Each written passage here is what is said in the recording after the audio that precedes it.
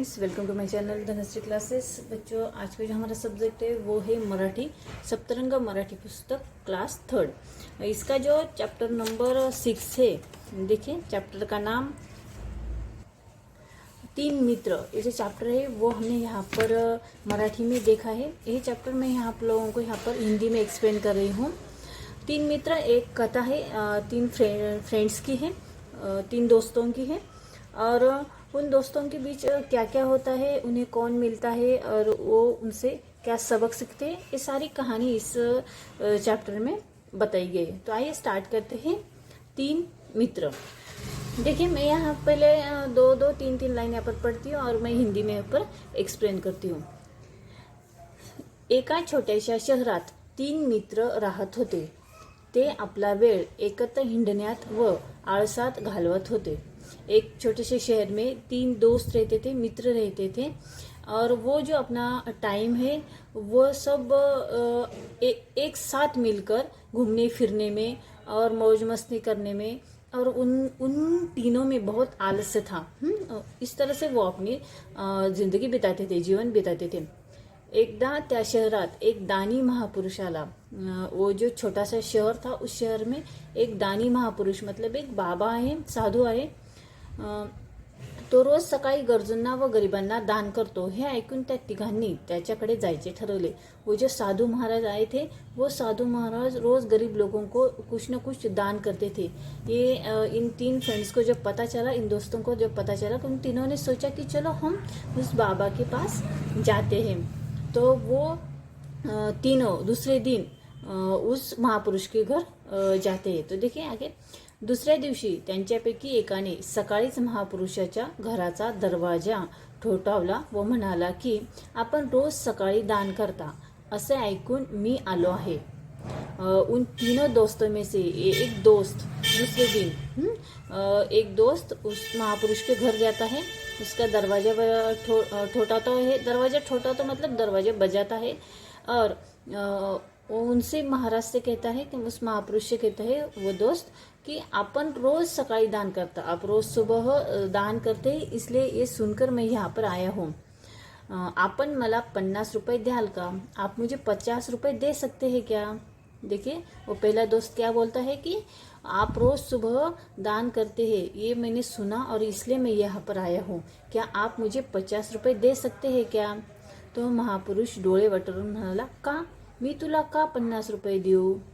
वो महापुरुष जो है, वो बाबा है, वो क्या बोलते हैं, आंखें बड़े बड़े करके उसे उसके तरफ गुस्से से देखते हैं और उसे कहते हैं कि मैं तुम्हें क्यों 50 रुपये दूँ? तभी मी इथे येणाऱ्या जाणाऱ्यावर पैसे लुटत राहतो असं तुला वाटलं का? हे 10 रुपये घे आणि जा। वो बाबा कहते हैं कि मैं यहाँ पर आने जाने वाले लोगों को क्या पैसे बांटते रहते हूँ क्या? ऐसा तुमने क्यों सोचा? ऐसा वो महापुरुष उससे बोलते हैं, लेकिन महापुरुष उसे 10 रुपये देते हैं और बोलते हैं कि यहाँ से जाओ। अभी दूसरे दिन उसका दूसरा मित्र उस महापुरुष के पास आता है। दुसऱ्या दिवशी त्यांचा दुसरा मित्र त्या महापुरुषाजवळ येतो आणि महापुरुष बाहेर येताच रडका चेहरा करून तो म्हणतो, हे महापुरुषा, मी आपल्या विशाल हृदयाविषयी ऐकले आहे, मी एक अभागी आहे, कृपया माझ्यावर दया करा। दूसरे दिन वो जो दूसरा दोस्त आता है, तो वो उस महापुरुष से कहता है कि जब महापुरुष बाहर आते हैं तो वो अपना चेहरा ऐसा जैसे कि रो रहा हो, ऐसा एकदम उदास चेहरा, रोते रोते उनके पास सामने जाता है, उनके पास जाता है और उनसे महापुरुष से कहता है कि आपका विशाल हृदय मतलब आपका दिल बहुत बड़ा है, ये मैंने सुना है, मैं एक अभागी हूँ, कृपया मुझ पर दया कीजिए। मला आपल्या मुलीचे लग्न करायचे आहे। वो कह रहा है कि आप बहुत दयालु है, ये मैं यहाँ पर सुनकर आया हूँ, और मुझे अपने बच्चे की शादी करनी है, मुझे अपनी बेटी की शादी करनी है, प्लीज़ मुझे मदद कीजिए। कौन बोलता है कि दूसरा जो दोस्त है ना, दूसरे दिन आता है, वो महापुरुष से बोलता है। तब महापुरुष उससे क्या बोलता है, देखिए, महापुरुषाने त्याला एक चांगली रक्कम दिली। त्या मित्राने त्या पैशात मुलीचे लग्नही केले व काही दिवस मजेत घालवले। तब वो जो महापुरुष था, उस महापुरुष ने उस दूसरे दोस्त को कुछ ज़्यादा पैसे दिए और बोले कि जाओ अपने बच्चे की शादी करो। तो वो जो दूसरा दोस्त था ना, वो घर आता है पैसे लेकर और अपने बच्चे की शादी भी कर देता है और जो पैसे बचते उससे मज़े में रहता है।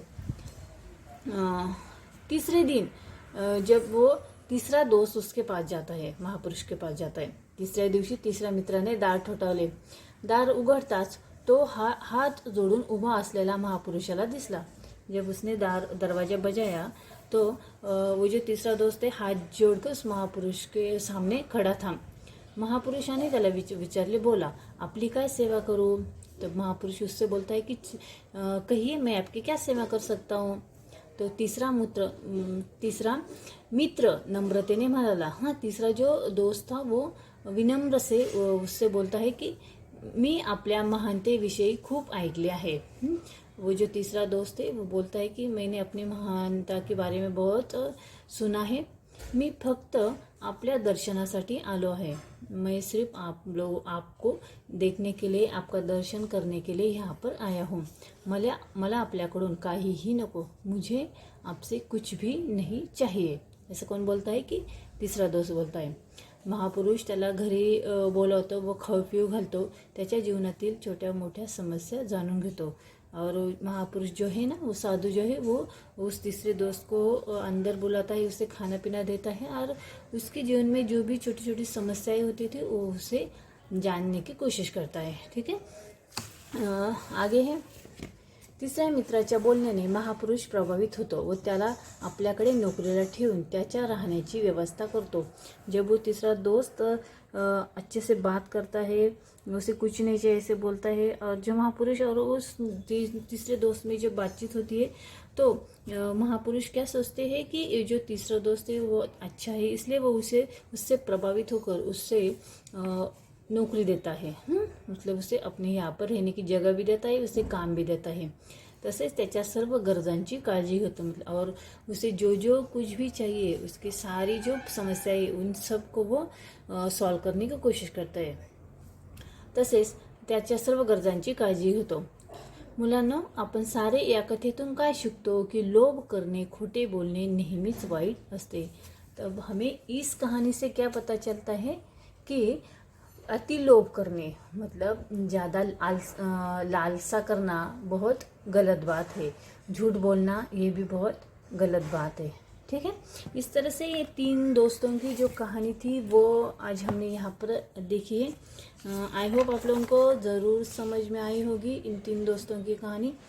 इसमें आप लोगों को कुछ डिफ़िकल्टी लगी तो आप मुझे कमेंट्स करके बता सकते हैं. वीडियो अगर हेल्पफुल लगा तो प्लीज़ वीडियो को आप लाइक करो. चैनल पे अगर आप नए हैं तो इसे सब्सक्राइब करो. ठीक है. वीडियो देखने के लिए धन्यवाद.